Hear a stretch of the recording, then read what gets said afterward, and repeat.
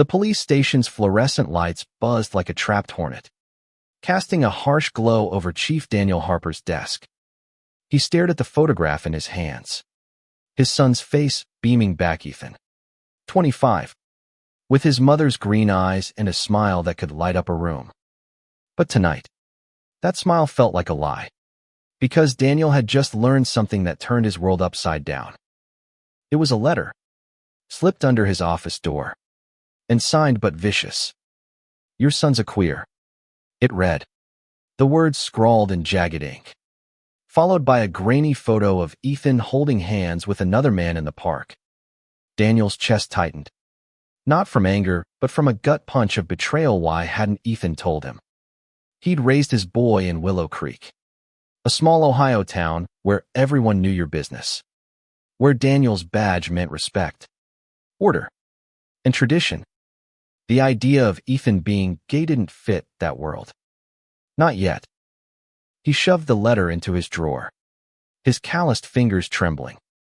Ethan was his only child, the kid who'd spent summers fishing with him at Lake Erie, who'd worn his old police cap as a toddler, grinning like he'd one day fill his father's shoes. Daniel had always pictured Ethan's future, a good job, a wife, kids of his own. But now, he didn't know what to picture. The clock ticked past midnight, and he grabbed his coat. He needed answers, and he needed them from Ethan. The drive to Ethan's apartment was a blur of streetlights and memories. Daniel parked outside the brick building, its windows glowing softly against the October chill. He sat in his cruiser, gripping the steering wheel, rehearsing what he'd say. "Why didn't you tell me? Are you sure? What does this mean?" But when Ethan opened the door, barefoot in a faded t-shirt, his eyes widened with something like fear. "Dad, it's late. Everything okay?" Daniel stepped inside, the air thick with the scent of coffee and something sweet-baked goods. Maybe. Ethan's place was small but warm, books stacked on every surface, a guitar leaning against the couch. "We need to talk," Daniel said, his voice low, the letter burning a hole in his pocket. He didn't pull it out. Not yet. Instead, he sat on the couch, his bulk making the cushions sag, and looked at his son. Really looked. Ethan's shoulders were tense, his hands fidgeting like they did when he was a kid caught sneaking cookies. "Ethan," Daniel started, then stopped. "How do you ask your son if he's someone you don't know? I got a letter today. About you." Ethan's face paled, and Daniel knew. Right then, it was true. The silence between them was heavier than the badge on his chest. "Is it true?" he asked, softer now, almost pleading. "Are you?" Ethan swallowed, his eyes darting to the floor. "Yeah, Dad. I'm gay." The words hung there, fragile but unyielding, like a bridge Daniel didn't know how to cross. He wanted to ask why. How long? Who else knew? But all he could see was the fear in Ethan's eyes. Fear of him. That cut deeper than the letter ever could. "I didn't know how to tell you," Ethan said, voice breaking. You're the police chief. Everyone looks up to you. I didn't want to disappoint you." Daniel's throat tightened. Disappoint. He'd spent his life protecting this town, enforcing rules, keeping order. But had he built a world where his own son felt he had to hide? "I need time," Daniel said finally, standing. "I'm not mad, Ethan. I need to think." He left without another word, the letter still in his pocket, its venom seeping into his thoughts. As he drove home, the town's quiet streets felt different, less certain, less his. Willow Creek was a place of church suppers and Friday night football, where different was whispered about, not celebrated. What would they say about Ethan? About him? Back at the station the next morning, Daniel couldn't focus. The letter sat in his drawer, a ticking bomb. He thought of his late wife, Sarah, who'd always known what to say when he didn't. She'd have hugged Ethan, told him she loved him no matter what. But Daniel wasn't Sarah. He was a cop, a leader, a man who'd built his life on control. And now, control was slipping. By noon, rumors were already spreading. A deputy, Mike, leaned into his office with a smirk. Heard something about Ethan. Chief, people are talking. Daniel's jaw clenched. Let them talk. He snapped. But inside, he was reeling. The town was watching, judging. He had to protect Ethan, but how? He didn't even know what he believed yet. That evening, Daniel drove to the park where the photo was taken. It was empty, the swings creaking in the wind. He sat on a bench, staring at the spot where Ethan had stood with that other man. Who was he? Did Ethan love him? The thought was a knot in his chest, unfamiliar, but not entirely unwelcome. He just didn't know what to do with it. As the sun dipped below the trees, Daniel made a decision. He wouldn't let the town's whispers define his son. But to protect Ethan, he'd have to face his own fears first. And that meant meeting the man who'd changed everything. Daniel spent the next day buried in paperwork. But his mind was elsewhere. Ethan's confession replayed like a radio stuck on one station. He'd always prided himself on knowing his son every scraped knee, every school play, every dream of becoming a musician. But this, it was a blind spot, and it stung. By afternoon, he couldn't take it anymore. He grabbed his keys and headed to Ethan's apartment again, determined to meet the man in the photo. Ethan answered the door, this time with a wary smile. Dad, twice in 2 days. People will talk. His attempt at humor fell flat, and Daniel saw the strain in his son's eyes. I want to meet him, Daniel said. No preamble. Ethan blinked, then nodded slowly. Okay. His name's Caleb. He's important to me. Caleb arrived an hour later. A lanky guy with tousled blonde hair and a cautious demeanor. He was 26, a teacher at Willow Creek High, with a quiet voice and eyes that seemed to see right through Daniel's badge. They sat at Ethan's small kitchen table, the air thick with unspoken questions. Caleb broke the silence. Chief Harper, I know this is a lot. I care about Ethan. A lot. I hope you can see that. Daniel studied him. Caleb's hands were steady, but his knee bounced under the tablia nervus tell. Daniel knew those. He'd seen them in suspects, in victims, in himself. How long? He asked, voice gruff but not unkind. 6 months, Ethan said. We met at a coffee shop. He was grading papers. I was playing guitar nearby. It just happened. Daniel leaned back, arms crossed. He wanted to dislike Caleb, to pin this upheaval on him. But the way Caleb looked at Ethan soft, protective, reminded him of how he'd looked at Sarah. It wasn't something you could fake. Still, the town's reaction loomed in his mind. Willow Creek wasn't cruel, but it was small, and small towns had long memories. I'm not here to judge, Daniel said, though the words felt heavy. But this town, they'll make it hard. You know that. Ethan's jaw tightened. I know. But I'm tired of hiding. Dad, I want to be me. The defiance in his voice was new, and it hit Daniel like a slap. His son wasn't asking for permission, was claiming his truth. Back at the station, the rumors were no longer whispers. A local pastor had called, concerned about Ethan's lifestyle. A few deputies avoided Daniel's gaze, their silence louder than words.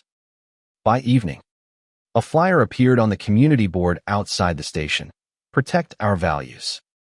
It read, with a veiled reference to unnatural choices. Daniel ripped it down, his hands shaking with rage. Whoever wrote that letter was stirring the pot, and he'd find them. He called Ethan that night. You and Caleb be careful, he warned. People are talking. Ethan's voice was steady. We're not hiding. Dad. Not anymore. Daniel hung up, torn between pride and dread. He wanted to shield Ethan. But how do you protect someone from a town's judgment? The next morning, Daniel found another letter on his desk.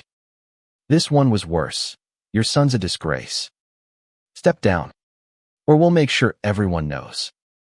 Attached was another photo, this time of Ethan and Caleb kissing outside a diner. Daniel's blood ran cold. This wasn't just gossip, it was a threat. He locked the letter in his safe, his cop instincts kicking in. He'd seen this before, anonymous hate, meant to intimidate. But this was personal. He spent the day digging. He checked security footage from the diner, questioned locals, and leaned on his deputies for leads. Nothing solid. But the town's mood was shifting. At the hardware store, Old Man Jenkins, usually friendly, avoided his eyes. At the diner, conversations hushed when he walked in. Daniel felt the weight of his badge more than ever. It wasn't just authority. It was a target. That night, he met Ethan and Caleb at a quiet bar on the edge of town. Caleb spoke up, his voice firm. We're not leaving, Chief. This is our home too. Ethan reached for Caleb's hand, and Daniel saw its strength in their bond. He wanted to say he'd fix this, that he'd make the town accept them, but he didn't know if he could. As he drove home, Daniel passed the park again. The bench where Ethan and Caleb had been photographed was empty, but the carved words lingered in his mind. Love is louder than fear. He wasn't sure he believed it yet, but he wanted to. For Ethan's sake, he had to try. The third letter arrived on a Monday, slipped into Daniel's mailbox at home. Your son's sin will ruin you. It read, with a Bible verse scrawled below. No photo this time, just venom. Daniel's hands shook as he read it. Not from fear, but from a growing fury. Someone was targeting his son, and they thought they could hide behind anonymity. They didn't know Daniel Harper. He took the letter to the station, analyzing it with a cop's precision. The handwriting matched the first two, slanted and sharp, written with a cheap ballpoint. He dusted for prints nothing. Whoever this was, they were careful. But Daniel had been a cop for 25 years. He knew how to find a ghost.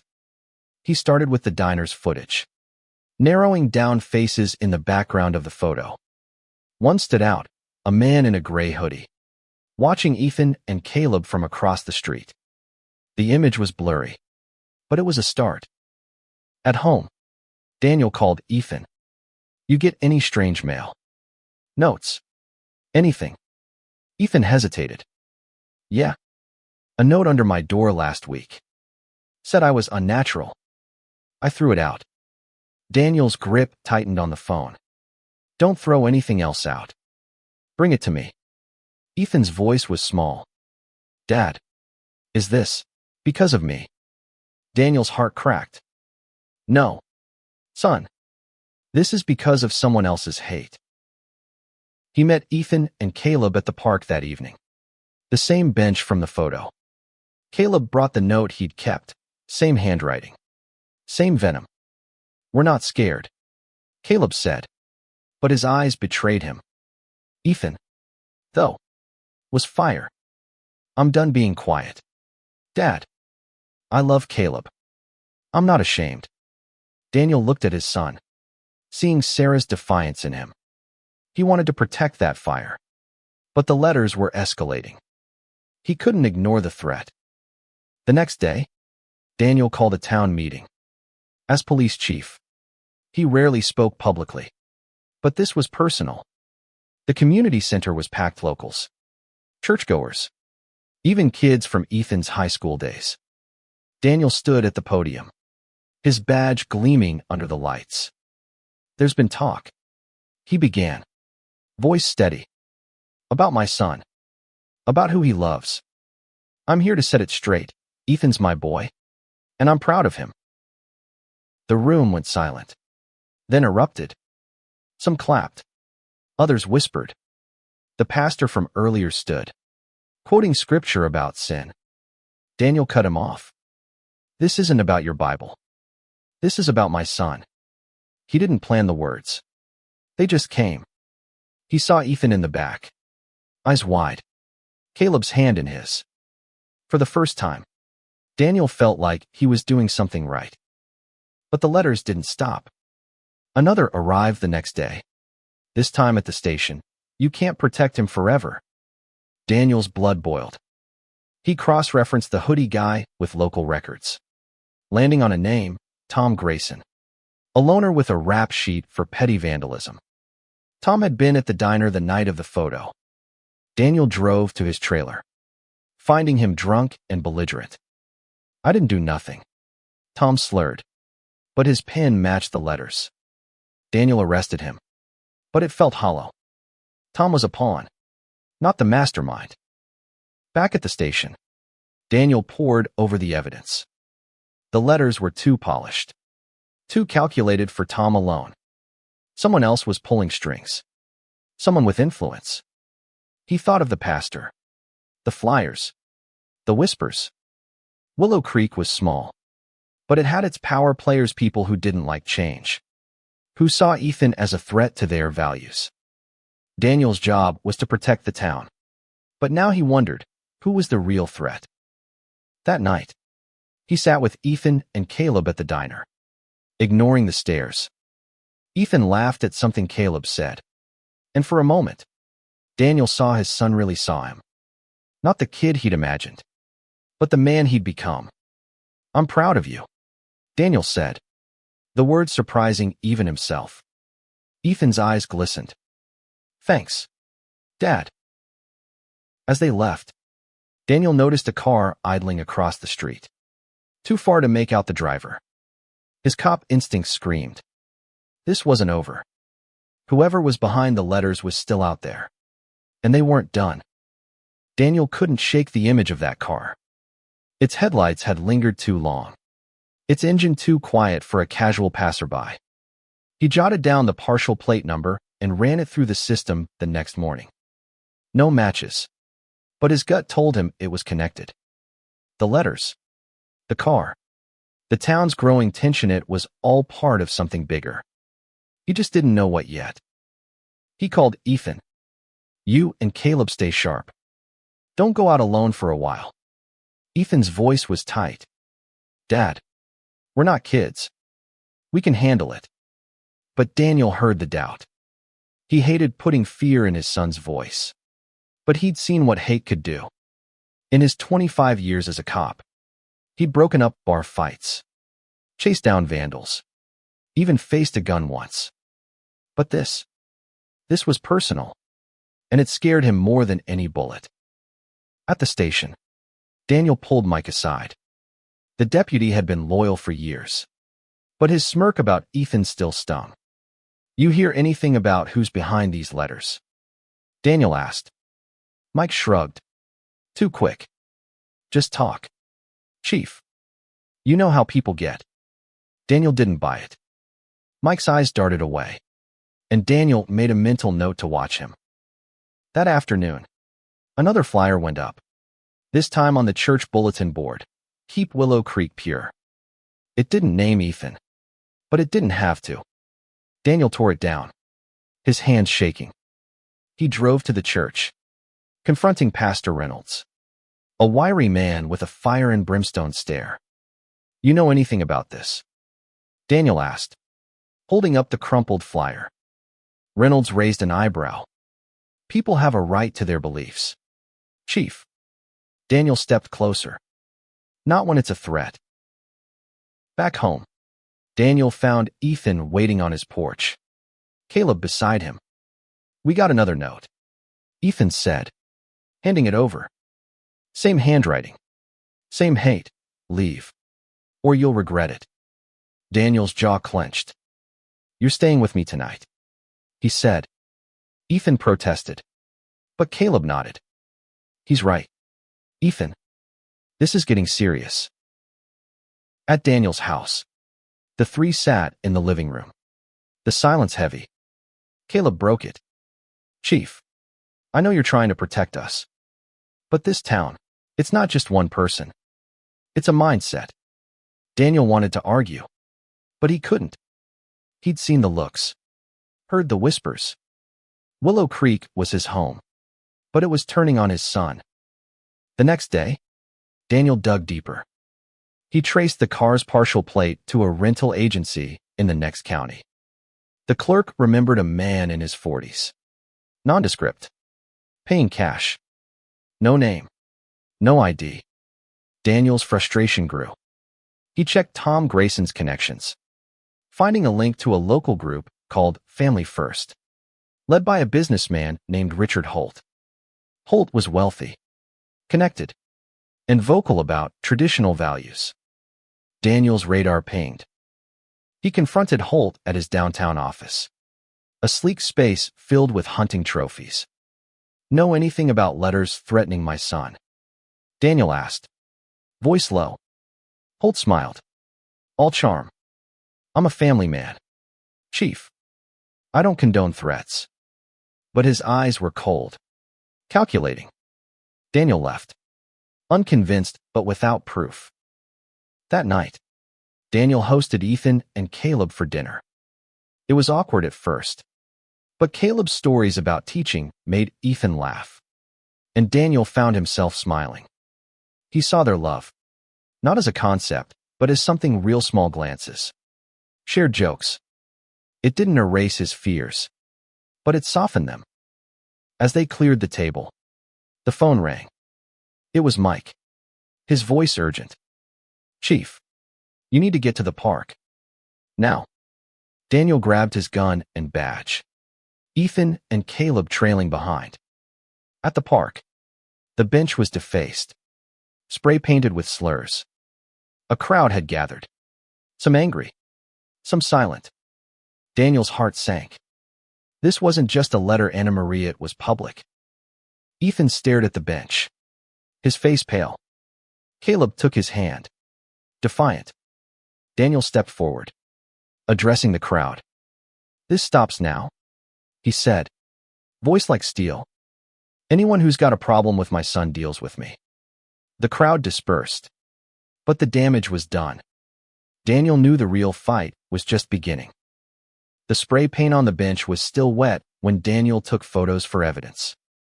Red, angry letters screamed hate into the night.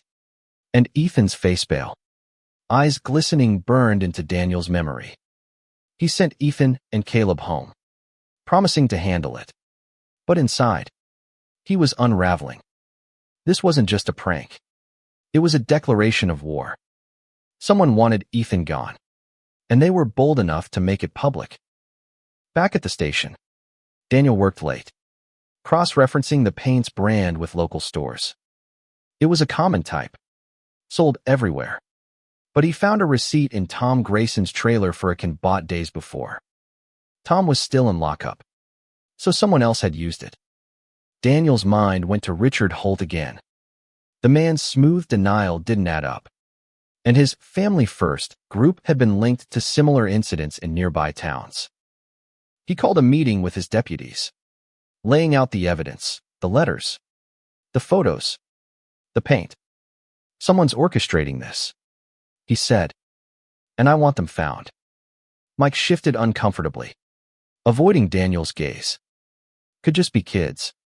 Chief, he muttered. Daniel's eyes narrowed. Kids don't rent cars to stalk people. He didn't trust Mike. Not anymore. The next morning, Daniel visited Ethan at his apartment. Caleb was there, grading papers at the kitchen table. I'm handling it, Daniel said. But Ethan's eyes were hard.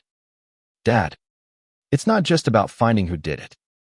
It's about this town. They don't want us here. Caleb reached for Ethan's hand, and Daniel saw the toll it was taking. Ethan's shoulders slumped. His usual spark dimmed. You don't leave, Daniel said firmly. This is your home. But the town was turning. At the grocery store, Daniel overheard whispers. Chief's son's causing trouble. At the barber shop, a regular said, Maybe Ethan should move to the city.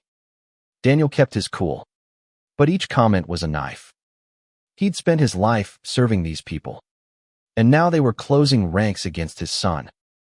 That afternoon, another letter arrived, this time at Ethan's school, where Caleb taught. It was slipped into his mailbox. "You're not welcome here." Caleb showed it to Daniel, his face grim.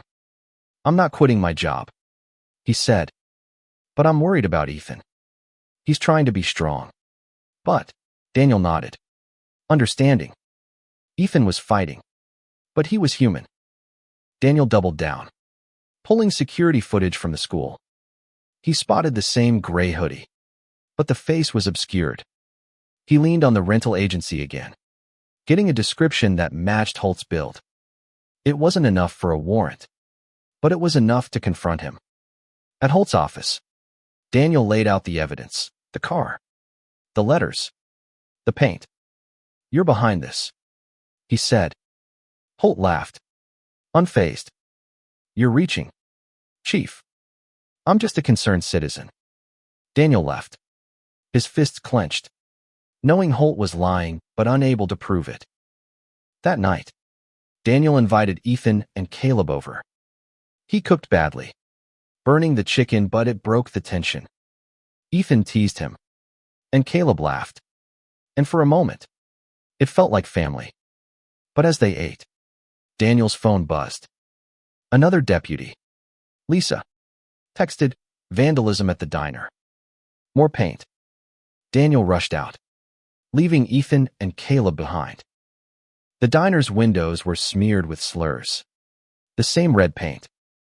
A crowd gathered, some shouting, others silent. Daniel spotted Pastor Reynolds in the back, his face unreadable. "Anyone see who did this?" Daniel asked. No one spoke.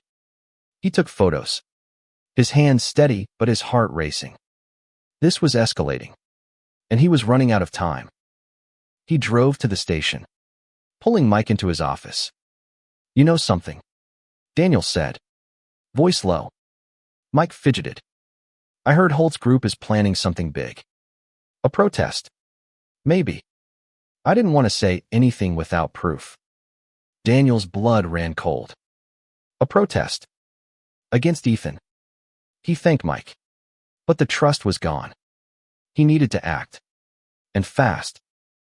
As he left the station, Daniel saw Ethan and Caleb walking down the street, hands linked, defiant. He wanted to tell them to hide, to be safe. But he saw the way they looked at each other, and he knew they weren't running. Neither would he. Daniel barely slept, the diner's vandalism replaying in his mind. The slurs, the red paint, the crowd's silent sight was a message. And it wasn't just about Ethan anymore. It was about him, his badge, his place in Willow Creek. He'd always seen himself as the town's protector, but now he wondered if he'd been protecting the wrong things. At dawn, he drove to the station, pulling every file on Richard Holt and Family First. The group had a history: petitions against same-sex marriage, protests at pride events in nearby cities. Holt's name was on every paper, his money behind every move. Daniel needed proof, something to tie him to the letters or the vandalism. He called Lisa, the only deputy he still trusted. "Dig into Holt's finances," he said. "Anything off? I want to know." By noon, Ethan called. "Dad, there's a rally. Tomorrow, at the town square. Family First is organizing it." His voice was steady, but Daniel heard the fear. "They're saying it's about values, but it's about us." Daniel's stomach churned. A public rally meant exposure, maybe violence. "Stay away," he told Ethan. "Let me handle it." Ethan paused. "No, Dad. We're going. We're not hiding." Daniel spent the day preparing. He briefed his deputies, ordering extra patrols for the rally. He met with the mayor, a spineless man who dodged his questions about Holt. "Just keep the peace, Dan," the mayor said. Daniel nodded. But his mind was on Ethan. He couldn't lose his son not to hate. Not to this town. That evening, he sat with Ethan and Caleb at his house. Caleb was quiet, grading papers. But Ethan was restless. Why do they hate us? Dad, we're not hurting anyone. Daniel didn't have an answer. He wanted to say it wasn't hate, just fear. But he knew better. You're stronger than them, he said instead. Ethan's eyes met his. And for the first time, Daniel saw gratitude there. The next morning, the town square was packed. Family First banners waved. Pastor Reynolds at the front, preaching about sin and tradition. Daniel stood with his deputies, scanning the crowd. Ethan and Caleb were there, standing tall, hands linked. Daniel's chest ached with pride and fear. Then he saw Holt, in a crisp suit, shaking hands like a politician. Their eyes met, and Holt's smile didn't waver. Daniel knew this was the man. The rally grew heated. Shouts turned to chants, and a few men in Family First shirts edged toward Ethan and Caleb. Daniel moved fast, signaling his deputies to form a line. Back off, he barked, his voice carrying over the noise. The crowd stilled, but the tension was electric. Then, a rock flew, grazing Caleb's shoulder. Ethan pulled him back, eyes blazing. Daniel's hand went to his gun, but he stopped. Escalating would make it worse. Instead, he grabbed the megaphone. This is my town, he said, voice steady. And my son is part of it. You don't get to decide who belongs. The crowd murmured, some nodding, others glaring. Ethan looked at him, tears in his eyes. Caleb's arm was around him, protective. Daniel felt the weight of every choice he'd made. Every moment he'd doubted Ethan. He wouldn't doubt again. Lisa called that afternoon with a lead. Holt's bank records showed payments to Tom Grayson and a print shop that made the flyers. It wasn't enough for an arrest, but it was close. Daniel confronted Holt at his office again, this time with the records. You're done, Daniel said. Holt's smile faltered. You can't prove anything. But Daniel saw the crack in his armor. That night, another letter arrived at Daniel's house. You'll lose everything. He burned it in the fireplace, watching the flames eat the words. He wasn't losing Ethan. Not to Holt. Not to anyone. But as he watched the ashes, he knew the rally was just the beginning. The real fight was coming, and it would test everything he was. The rally left Willow Creek divided. Half the town praised Daniel's speech. The other half whispered about his betrayal. He didn't care. His focus was Ethan, Caleb, and stopping Holt.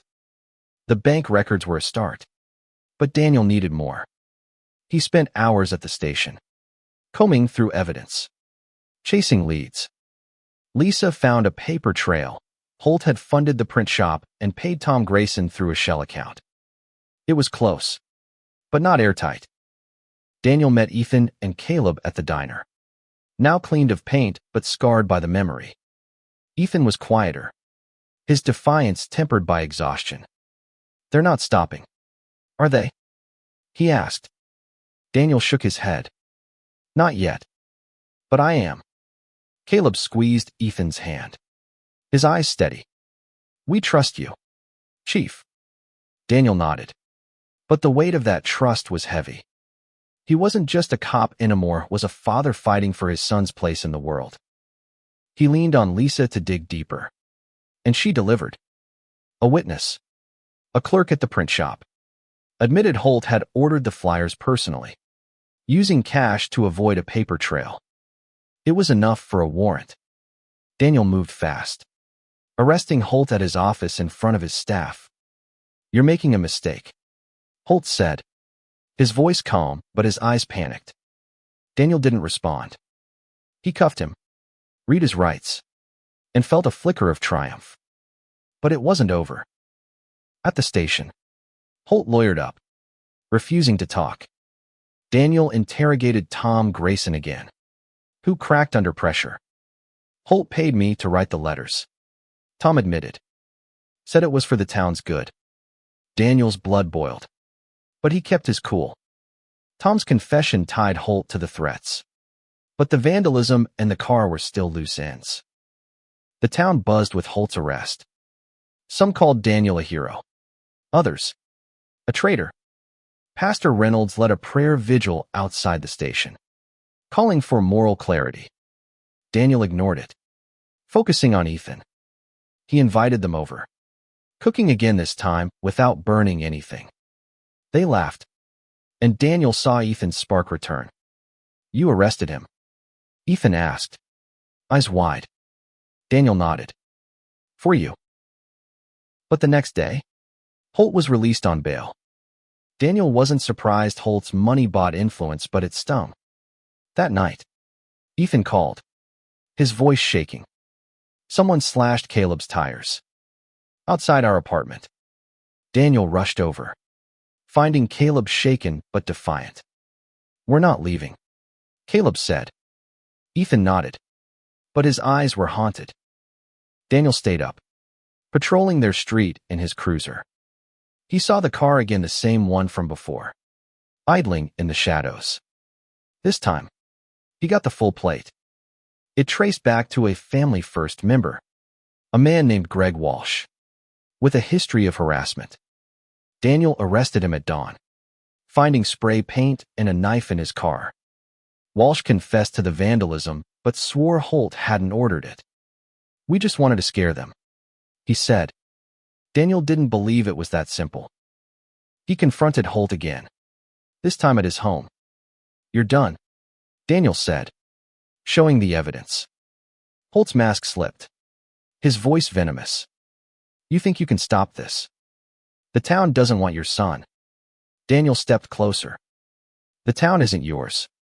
He left, knowing Holt was cornered but dangerous. That night, Daniel sat with Ethan and Caleb, planning. We need to show them you belong, he said. Ethan nodded, a new fire in his eyes. Let's do it.